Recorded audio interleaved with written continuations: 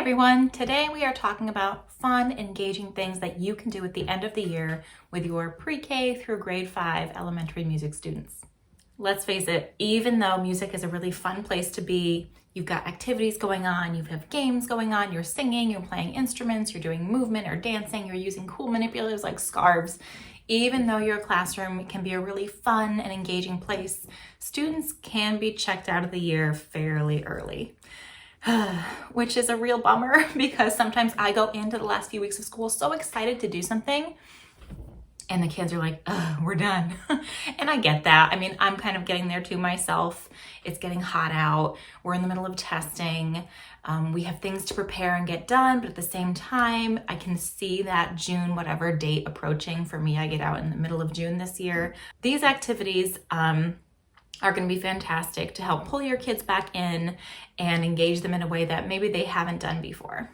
One of the biggest pieces of advice that I can give you before you go into the last few weeks of school, and I know a lot of us are probably already there, so as you're going into the last few weeks of school, is to keep that energy going yourself, because I think that energy and attitude are contagious. If you're pumped up and excited about something, chances are your students will be too. And if you exude that sort of excitement and like gung-ho attitude, I think you have a better chance of getting kids to be really excited about the stuff that you're about to help them learn. Without further ado, let's get started. One of the most highly requested and popular games that I play with my students is Pass the Pumpkin, which is a Halloween/October game. I'll link the video where I learned it from below, but the basic idea is that students sit in a circle, they sing a song. When the song is over, the person holding the pumpkin goes out of the circle and moves to an instrument where they're playing an ostinato of some kind on a barred instrument or some sort of percussion pattern. And as more people get out, the people who have been on instruments rotate through. And then when the instrument lineup is done, the last person comes back into the circle. So there are outs, but they're not really outs. I personally really like games like that. It's no fun to be the first person out when there's nothing for you to do. However, when you're watching this, it's probably not October. So a game like Pass the Pumpkin might work theoretically in your classroom because it's still kind of cool and fun to sing about a pumpkin and maybe you have a pumpkin lying around, but it's May or June, it's the end of the school year. So you can modify an activity like this with words to fit the season. So for example, I might change the tune from a minor mode to something in major mode and pass something around like a beach ball or a flip-flop or a bottle of sunscreen. And I might sing something like, pass the beach ball all around, listen to the summer sound, ooh, ooh, will it stop on you? And then whoever it stops on moves over to your barred instruments or your instrument lineup. What kind of instruments do I have in my lineup? I have probably 2 or 3 barred instruments that are just doing a simple do-so pattern over and over again. You could do the same thing with Boomwhackers. You could have a Boomwhacker component in your lineup where you're doing do and so or mi and so if you want to create some harmony. Other things I have in my lineup are percussion instruments where they either keep a steady beat like tambourine, shaker. I only have, depending on the class size, my class sizes are about 16, 17 on average. My lineup will be about 5 instruments. That way it's not, there are not too many people in the lineup and the circle is still pretty, plentiful with students to play. How do you modify a game like that for older or younger students? You can change the lineup from something very simplistic for maybe pre-K, K1, where they're maybe just doing percussion sounds and nothing melodic, to something more appropriate for 5th grade, like an ostinato with 2 different notes, or Boomwhackers, or something where they have to have a little bit more coordination and focus to play music at a little bit of a higher level. But it's very modifiable. You can certainly change the lineup of instruments you have to suit your age group. Activity number 2 that you can try with your students at the end of the year is Button You Must Wander. I did this, I taught this to my pre-K students this year around Easter, and we changed the words. I'm a big fan of changing words to songs, if you haven't noticed that already.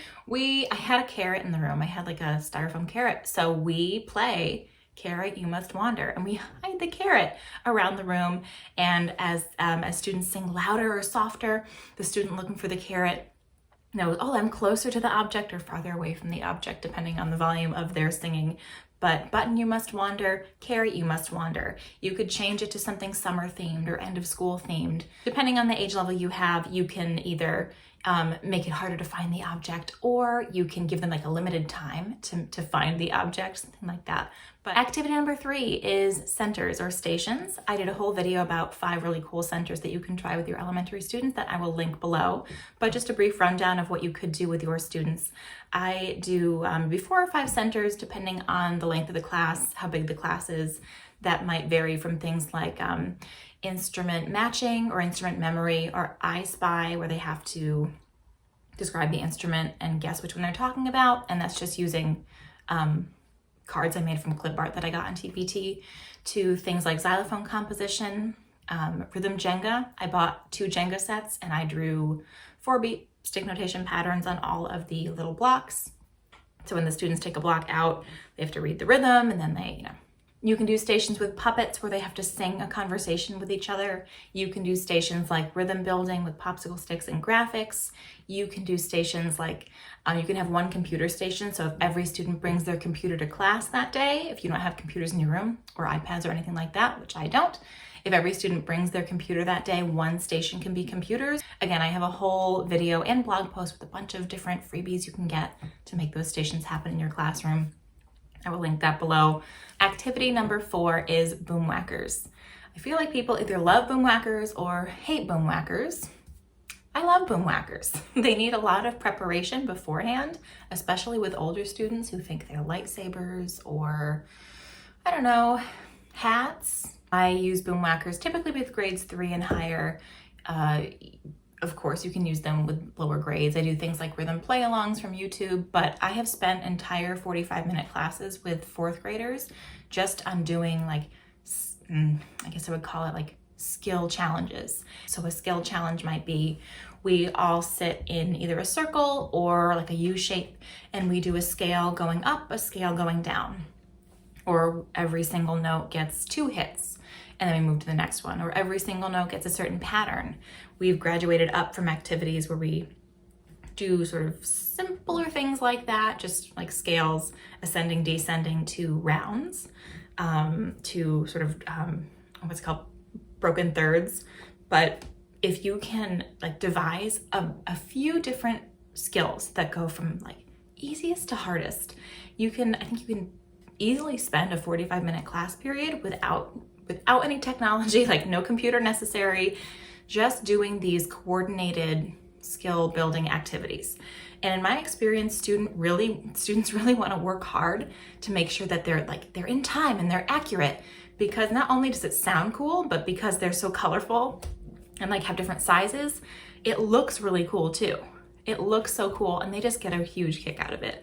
I do have a blog post about using Boomwhackers, and there's a freebie in my TPT store about how to use Boomwhackers with the song Mi Cuerpo, which is another really fun end of the year song that I actually don't have on my list to talk about right now, but I will link that blog post below too. Do check the description. I will have a bunch of different resources that I can't totally dive into right now linked below.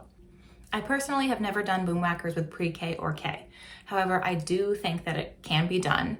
And what I might do in that situation is narrow the range to maybe do through so, and maybe double. I mean, I do this anyway. I have a bunch of Boomwhackers for all my classes, so we double or triple up each note, just so students like have a little bit of support when they're each playing their notes. But we could do simple things with colors instead of maybe letter names in pre-K or K. You could prep a few different pictures to project of different color patterns and have them play those. You could use pom-poms to build certain color patterns. You could have students build their own color patterns and then play them together. But with younger students, I think I would stick to a more limited range, just so it's a little bit less overwhelming and they're focusing not just on playing the sound, but on playing them correctly too. Activity number 5 is listen and draw. You can do listening logs, which in my mind, like a listening log has a little bit more of a critical listening component where they have to identify things like tempo, instruments they hear, dynamics, things like that. Whereas listen and draw could just be, we're gonna have squilt time, super quiet, uninterrupted listening time. for 5 minutes, 7 minutes, whatever, as we listen to this piece of music. And we're just going to draw.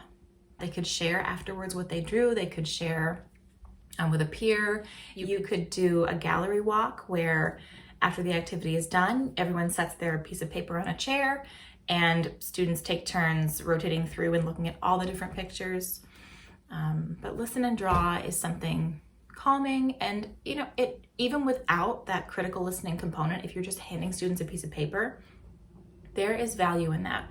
There is value in just like there is value in reading for pleasure without any sort of essential question or academic goal per se. There is value in listening to music and responding through art.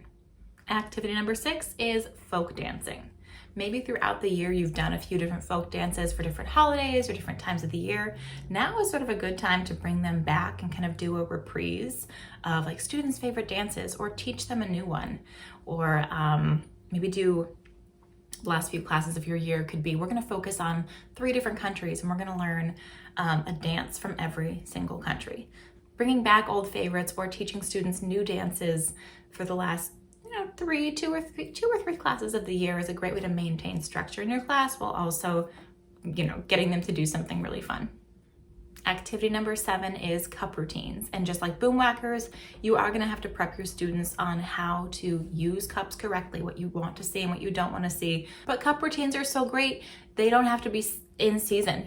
There's a really awesome Nutcracker cup routine that I personally didn't even get to this year. You could bring that back. You could have like a winter day at the end of the year and you could throw this Nutcracker cup routine in there, or do something snowy or wintry. But different cup routines are fantastic. I think I have I did a reel last year about a Rockin' Robin cup routine that I use. It's really great to do cup routines to classical music is fine if it's got a really predictable form, but songs like Rockin' Robin or a few Bobby Darin songs are really fun. Things that have these really identifiable forms are great for cup routines, because you really end up needing like 3, 4, maybe 5 different motions that students do.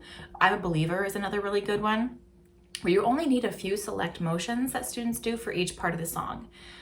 Cup routines work really well with students, I would say probably in grades 2 through 5. And then I would use cups with younger students probably as they're singing simple songs, instead of maybe playing an extended like 2 or 3 minute pop song that could get a little confusing. But absolutely, you can certainly use cups with older students and younger students. I would just vary the repertoire that you're using as you do your cup routines. Activity number 8 is secret rhythms. Full disclosure, this is a product line of mine, but I first used it during an observation in 1st grade, and my principal absolutely loved it, and the students gave me good feedback on it, and I learned a lot about their skill levels. Basically, in secret rhythms, you have a series of 4 graphics that are decodable into ta and tt patterns based on each graphic's syllables. So crab, for example, is ta, and sunscreen is tt. So in my summer or beach rhythms, for example, my secret beach rhythms activity, students are given a series of beach graphics that they have to decode into ta and tt. We use popsicle sticks. We use 3 popsicle sticks to build tt and 1 to build ta. But you could certainly, instead, if you don't have popsicle sticks, you could use just a pencil and paper. Students write down the rhythm that they decode the pattern into. But secret rhythms, I have a few of these in my store right now, and actually I have a growing bundle of them to use throughout the entire year. But for the end of the year, you are probably gonna enjoy the ones that are camping themed, beach themed, summer themed, and shortly, either after or before this video has gone up, I'll put a little freebie sampler out there so you can kind of get a sense of how the activity works. Secret rhythms can be done by every student at the same time. Like, you can just run it as a class activity where each student would need 8 popsicle sticks, up to 8 at a time. But you could also do this as a team activity. You could put students together in groups of 2 to 4. I've done this in groups of 2, where 1 student is the builder and 1 student is the checker, and each new rhythm For each new rhythm, they switch roles and the other person builds and the other person checks. So if you don't have popsicle sticks, if you have a limited number of popsicle sticks, this activity still works well because you can either reduce the number that you need per team, or you can use, in my product line, I have an option where you can just use a writing template instead, where students write down what they're decoding. And then when I reveal the answer, it's written in standard notation as opposed to popsicle stick notation. All right, friends, that is it for those 8 activities that you can do with your students at the end of the year in elementary music. If you have any activities that you have used that are tried and true or underrated or just really big hits with your students, drop them in the comments below. I am always looking for new things to incorporate with my students. If you found this video helpful, you can like and subscribe to my channel. I try to put out 1 video a week. This is me saying this at the end of May 2022 when I am 6 months pregnant and hopefully can still keep putting videos out over the summer and maybe in the fall. But do give a like and subscribe if you found this useful. And if you found this video helpful, you might be interested in joining the Different Musician community. I have a link to subscribe to my email list below. I send 1 or 2 emails a week about big topics in bite-sized chunks, whether it's things like activities, lesson plans, planning for observations, tracking data, student goals, all different kinds of classroom management, all different kinds of things aimed at, I would say, like probably pre-K through grade 4 or 5. If you are interested in joining that community, I will leave a link to that for you to subscribe below. In the meantime, I hope you have a fantastic end of the year. I hope you get to relax when your school year is over. I will be in my 3rd trimester for the summer, so I will be sitting by my air conditioner eating popsicles all day, all the time. I will see you in the next video. Bye.